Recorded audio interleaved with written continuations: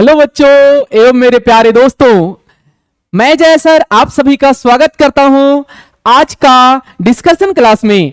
आज हम आप लोगों के साथ डिस्कशन करने वाले हैं अकाउंटिंग का मीनिंग, यानी हम लोग आज सीखेंगे कि अकाउंटिंग का डिफिनेशन क्या होता है और अकाउंटिंग का कैरेक्टरिस्टिक्स या फीचर्स क्या होता है। ठीक है, तो चलिए हम लोग अकाउंटिंग का डिफिनेशन से शुरू करते हैं।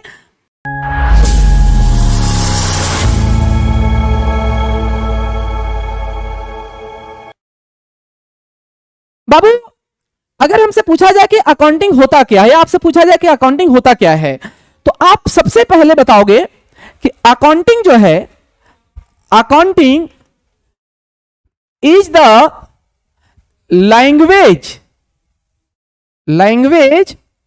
Of business.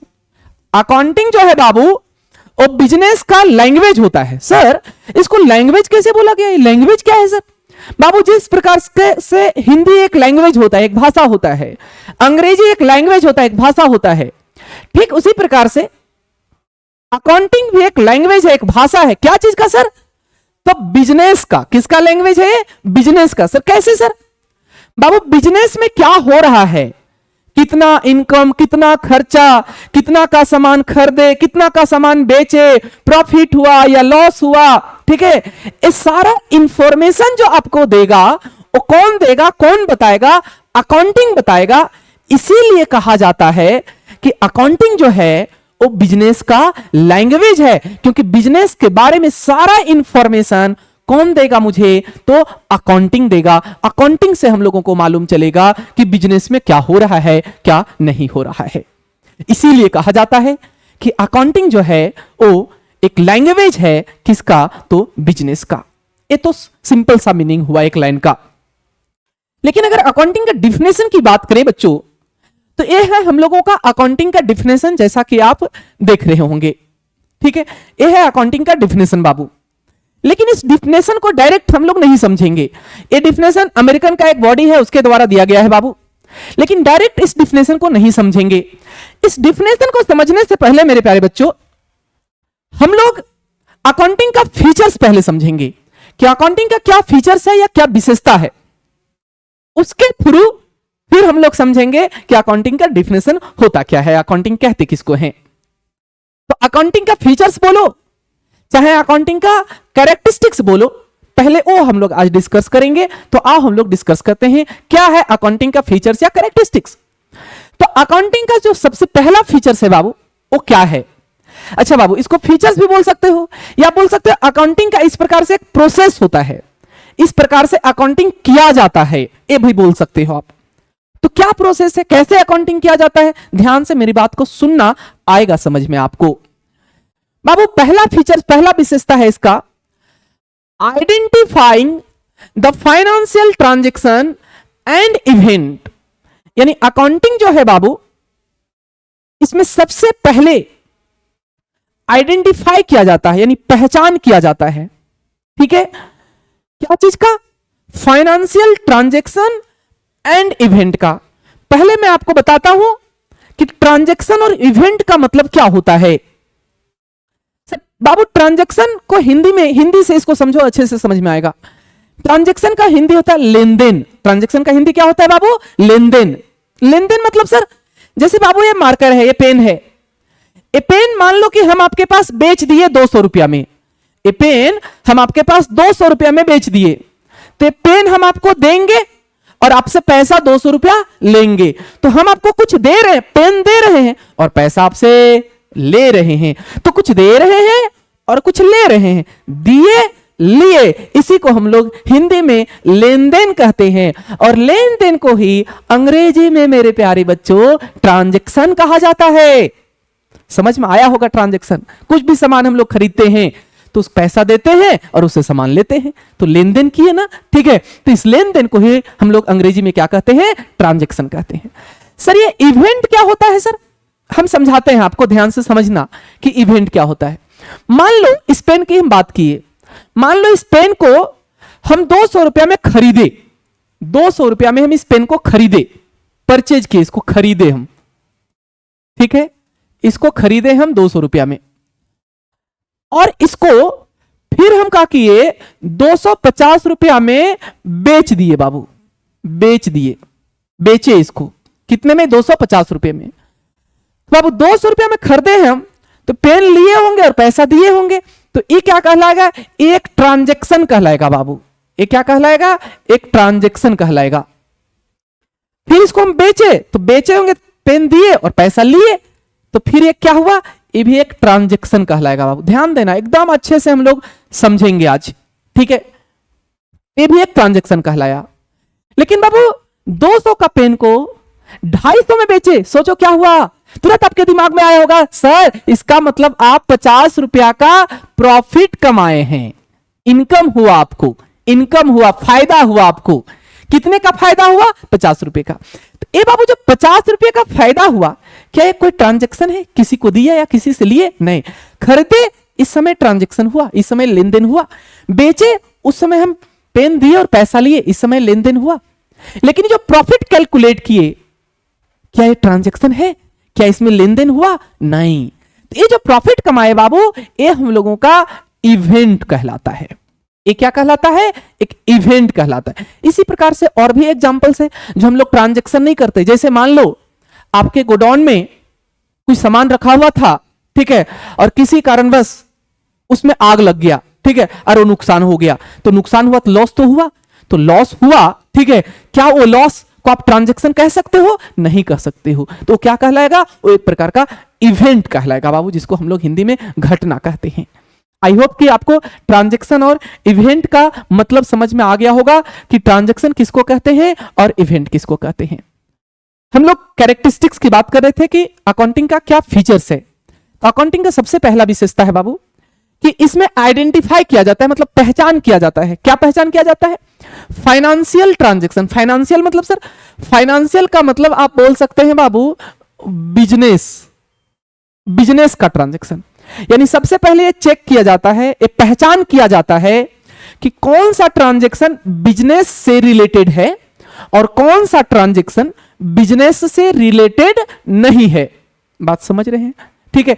कौन सा ट्रांजैक्शन, कौन सा लेन देन बिजनेस से रिलेटेड है और कौन सा बिजनेस से रिलेटेड नहीं है। सर बिजनेस से रिलेटेड नहीं कैसे हो सकता है बाबू, मान लो कि कोई सामान आप अपने घर के लिए खरीदे, तो क्या वो बिजनेस का लेन देन कहलाएगा, बिजनेस से रिलेटेड कहलाएगा, नहीं कहलाएगा। तो यहां सबसे पहले पहचान करना है कि कौन सा बिजनेस का ट्रांजैक्शन है और कौन सा बिजनेस का ट्रांजैक्शन नहीं है, कौन सा इवेंट बिजनेस से रिलेटेड है और कौन सा इवेंट बिजनेस से रिलेटेड नहीं है। ये अकाउंटिंग का सबसे पहला विशेषता है, या बोल सकते हो अकाउंटिंग का सबसे पहला स्टेप होता है। सबसे पहला काम यही किया जाता है अकाउंटिंग में। दूसरा क्या है सर, दूसरा है measurement in terms of money. तो देखो सबसे पहले क्या किए हम लोग, सारे ट्रांजैक्शन, बहुत सारा हम लेन देन किए होंगे, खरीद बिक्री किए होंगे, पैसा दिए होंगे, लिए होंगे, तो उसमें से सबसे पहले पहचानेंगे कि कौन सा बिजनेस का ट्रांजैक्शन है और कौन सा बिजनेस का ट्रांजैक्शन नहीं है। उसके बाद क्या करेंगे, जो बिजनेस का ट्रांजैक्शन होगा, जो बिजनेस से रिलेटेड होगा, उसका वैल्यू लगाएंगे। किस टर्म में, मनी के टर्म में, पैसे के टर्म में, कि उसका कितना वैल्यू होगा, एग्जैक्ट कितने रुपए का है वो, ठीक है। ये काम किया जाता है अकाउंटिंग में, जिसको हम लोग कहते हैं measurement in terms of money. यानी पैसे के रूप में, मनी के रूप में उसका मेजरमेंट करेंगे, नापतोल करेंगे, लेकिन केजी में नहीं, मनी के रूप में, पैसे के रूप में, कि कितने रुपए का वो लेन देन है। ये दूसरा स्टेप होता है, ये दूसरा विशेषता होता है बाबू अकाउंटिंग का। तो सबसे पहले चेक करेंगे कि कौन सा बिजनेस का ट्रांजैक्शन है, कौन सा बिजनेस का ट्रांजैक्शन नहीं है। दूसरा काम होगा हम लोगों को ये देखना कि उसका वैल्यू लगाना, कि जो बिजनेस का ट्रांजैक्शन है उसका वैल्यू कितना है, कितने रुपए का है वो। तीसरा काम होता है बाबू रिकॉर्डिंग। बच्चों यहां पर रिकॉर्डिंग का मतलब वो वीडियो रिकॉर्डिंग वाला रिकॉर्डिंग नहीं है, यहां पर रिकॉर्डिंग का मतलब होता है लिखना।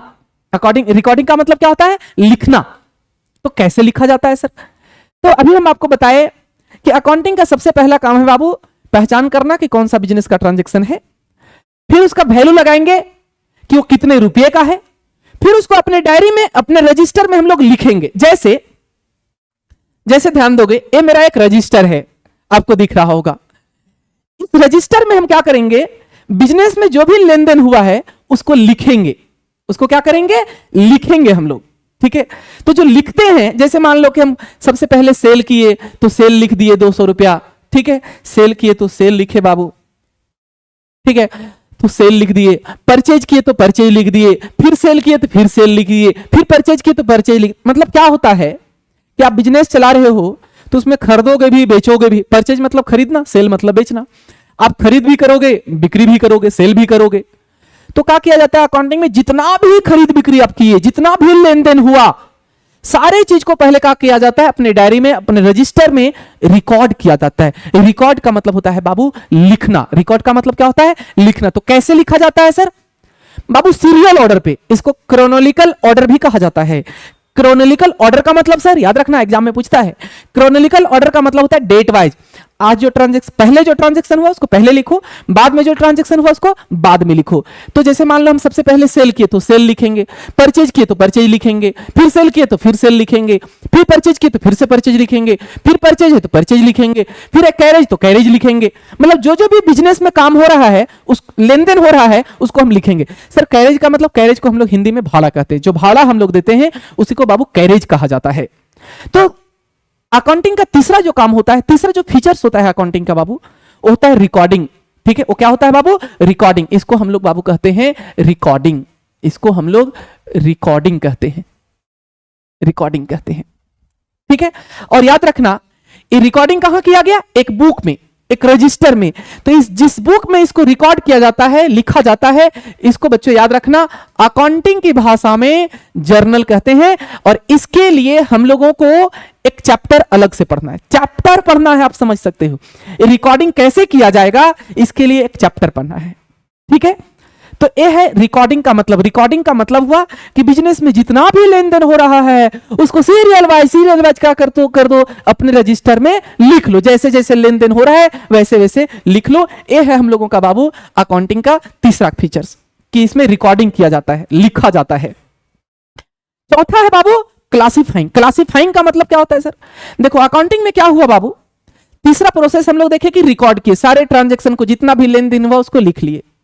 अब बाबू लिखने के बाद फिर क्या किया जाता है, इसमें से क्या करेंगे, परचेज को अलग करेंगे। परचेज जितना भी है इसको एक जगह अलग लिखेंगे। परचेज जितना भी है इसको बाबू एक जगह हम लोग अलग लिखेंगे। जितना भी परचेज है, यहां परचेज है इसको एक जगह करेंगे, ए परचेज है इसको एक जगह करेंगे, ए परचेज है इसको एक जगह करेंगे। तो जितना भी परचेज था उसको एक जगह फिर किए। उसी प्रकार से जितना भी सेल है, सेल जितना है उसको एक जगह करेंगे। फिर से सेल है इसको एक जगह लिखेंगे, फिर से सेल हुआ बाबू इसको लिखेंगे, ए सेल को लिखेंगे, फिर यहां से सेल है इस सेल को लिखेंगे, फिर ये सेल हुआ है देखो इस सेल को लिखेंगे, फिर ये सेल है इस, मतलब क्या करेंगे कि परचेज जितना भी है उसको एक जगह करेंगे, सेल जितना भी है उसको एक जगह करेंगे। मतलब क्या कर रहे हैं हम, इस रिकॉर्डिंग में से फिर क्लासिफाई कर रहे हैं, इसको अलग अलग बांट रहे हैं। इसमें से परचेज को अलग कर रहे हैं, सेल को अलग करेंगे और कैरेज को अलग करेंगे, कैरेज को अलग करेंगे। तो ये जो अलग अलग किया जाता है बाबू, इसी को मेरे प्यारे बच्चों, ठीक है, क्या कहा जाता है, इसको कहा जाता है बाबू क्लासिफाइंग। ठीक है, क्या कहा जाता है, क्लासिफाइंग। मतलब परचेज का डेटा अलग, सेल का डेटा अलग, कैरेज का डेटा अलग, मतलब हर एक नाम से रिलेटेड, एक नाम का डेटा को एक जगह, दूसरा नाम को एक जगह, तीसरा नाम को एक जगह, मतलब अलग अलग करेंगे। क्लासिफाई मतलब होता है आप बांटना, तो उसको क्या कहा जाता है यहां पर, क्लासिफाइंग। ये अकाउंटिंग का चौथा विशेषता था, चौथा प्रोसेस था बाबू। तो सबसे पहले क्या करेंगे, फिर से ध्यान देना, सबसे पहले आइडेंटिफाई करेंगे, पहचानेंगे कि कौन सा बिजनेस का ट्रांजैक्शन है और कौन सा बिजनेस का ट्रांजैक्शन नहीं है। फिर हम लोग क्या करेंगे, उसका वैल्यू लगाएंगे कि कितने रुपए का है। फिर क्या करेंगे, उसको अपने डायरी में रजिस्टर में लिखेंगे सीरियल वाइज। फिर क्या करेंगे, उसको अलग अलग बांटेंगे, खरीदे उसको अलग लिखेंगे, बेचे उसको अलग करेंगे, भाड़ा दिए उसको अलग करेंगे, कोई खर्चा और अगर हुआ तो उस खर्चा को अलग करेंगे। तो उसको कहा जाता है क्लासिफाई करना। और क्लासिफाई करने के बाद बाबू क्या किया जाता है कि उसका समराइजिंग किया जाता है। क्या किया जाता है, समराइजिंग। समराइजिंग मतलब क्या होता है, समरी से बना समराइजिंग। समरी का मतलब क्या होता है, छोटा करना उसको। समरी का मतलब छोटा करना। तो कैसे छोटा करेंगे सर, देखो इस प्रकार से, जैसे कहा कि हम सेल का डेटा को एक जगह लिख दिए, परचेज जितना था उसको एक जगह लिख दिए। ठीक है, तो ये हम लोगों का क्या कहलाया, ये हम लोगों का कहलाया बाबू क्लासिफाई। ये हम लोगों का क्या कहलाया, क्लासिफाई कहलाया। ठीक है, लेकिन क्लासिफाई करने के बाद फिर क्या करेंगे, इसमें से इसको हम लोग टोटल करेंगे। इसको क्या करेंगे बाबू, टोटल करेंगे। तो ये जो टोटल करेंगे, इसको भी टोटल जोड़ेंगे, मतलब टोटल जोड़ के लिखना, यहां पर ऐसे नहीं लिख देना, हम टोटल मत लिख देना, ठीक है। टोटल करोगे इसको, तो ये जो टोटलिंग करोगे बाबू, और देखोगे कि टोटल हम कितना का खरीदे, या टोटल हम कितना का बेचे, या टोटल कितना भाड़ा दिए, तो टोटल जो करोगे इसको हम लोग कहते हैं समराइज करना, समरी निकालना उसको, ठीक है। तो ये अकाउंटिंग का हम लोग का अगला विशेषता था, ठीक है। तो अकाउंटिंग में सबसे पहले ट्रांजैक्शन को आइडेंटिफाई किया जाता है, पहचान किया जाता है कौन सा ट्रांजैक्शन बिजनेस का है और कौन सा नहीं है।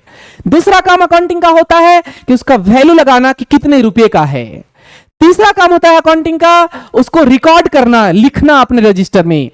चौथा काम होता है उसको अलग अलग बांटना, जैसे परचेज और सेल है तो परचेज को अलग करना, सेल को अलग करना, उसको हम लोग क्लासिफाई बोलते हैं। और पांचवा काम होता है बाबू, पांचवा विशेषता होता है इसका कि उसको समराइज करते हैं, जैसे टोटल कितना का सेल, टोटल कितना का परचेज, ये हम लोग करते हैं, ठीक है। अब टोटल सेल और परचेज कर लिए तो इसको बोलते हैं समराइज करना।